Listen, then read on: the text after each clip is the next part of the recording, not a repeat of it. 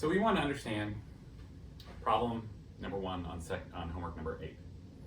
This is a problem of finding what kinds of densities of matter will give you what kinds of properties as you look at the orbits of objects at different radii. So that is, you can imagine looking at some mass, capital M, and then you can say, make a plot of how you think the velocity should behave as a function of r.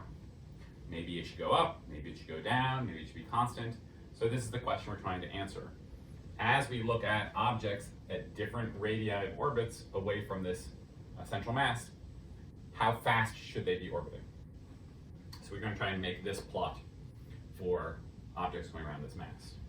So for the first part of this problem, we say let's assume that this object has a mass which comes from just a constant uniform density.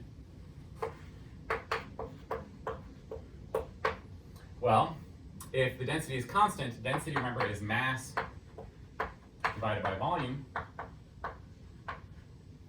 So that's going to be useful for us in 1 second. We have to know what the equations are that dictate the orbits. For an object that's moving in a circular orbit, it feels a force, which is mv squared over r. So if you want to go in a circular orbit, then you have to have a force which is equal to this. And the gravitational force that an object around mass m feels is g m capital M of r over r squared. What's m of r? M of r is the total amount of mass which is inside this orbit. So if I'm here at radius r, there's some mass inside of that orbit, and that's what's actually pulling on me. The mass that's outside that orbit doesn't matter. So let's start with the situation where here is this mass m. And let's imagine that we actually have something orbiting inside that mass. So this inside. So this is capital R, and this is little r. Well, how much mass does this object feel?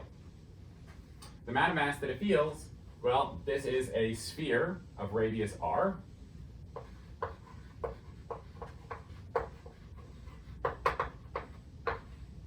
And the volume of that sphere is 4/3 pi r cubed. So the total mass, given that it's constant density, is just the constant density times the volume, which is 4/3 pi r cubed times rho naught. So I can set, so that tells me what this m of r is. So let me set these two equations equal. How much I need to be pulled to move in a circular orbit, and how hard I'm actually being pulled. Then you get an equation which is v squared over r is equal to g m of r over r squared, or I can cancel 1 power of r. I get that v squared is g m of r over r. So if I plug this value in here,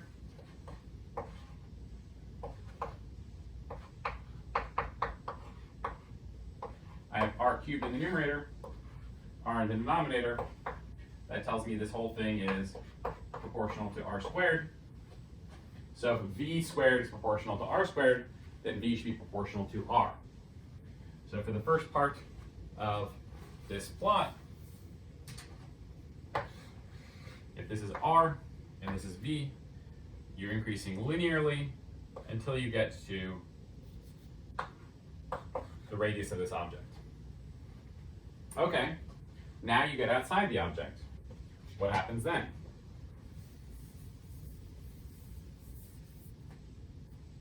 Well, outside this object, the mass that you feel is just the total mass of the object. So it's constant. So then v squared is g m of r over r, but m of r is just a number. So that tells me that v squared is just a number divided by r. So v is proportional to r to the minus 1/2. So it goes up, up, up, up, up until I get to the radius of the object, and then it should fall off like r to the minus 1/2. And so that's the orbit that an object should take around a sphere of constant density.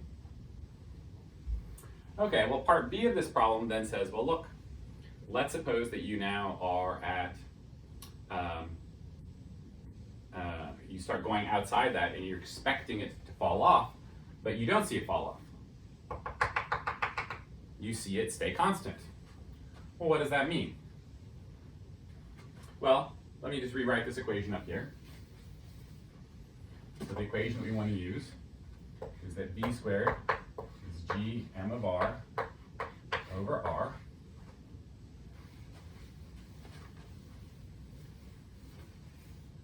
And what we say is that this is constant. So as you move out farther, farther, farther, rather than dropping off, it just stays the same. Well, if that's true, then m of r over r must be constant.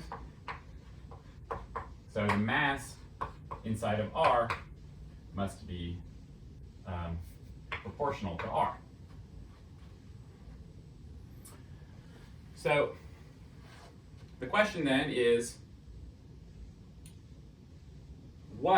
so for part C, what is the density, rho, that would give me this m of r? Well, let's suppose that rho of r is some number times r to the n. Well, how much mass is inside of a sphere? The mass inside of a sphere is 4 pi r squared rho naught r to the n, where I integrate that with respect to r.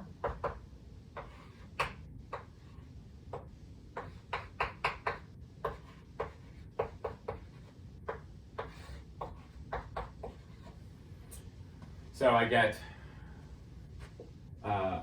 rho naught r to the n plus 3 is the total mass inside of a sphere. So if the total mass inside of a sphere is r to the n plus 3, and I want this to be proportional to r, then n plus 3 must be equal to 1.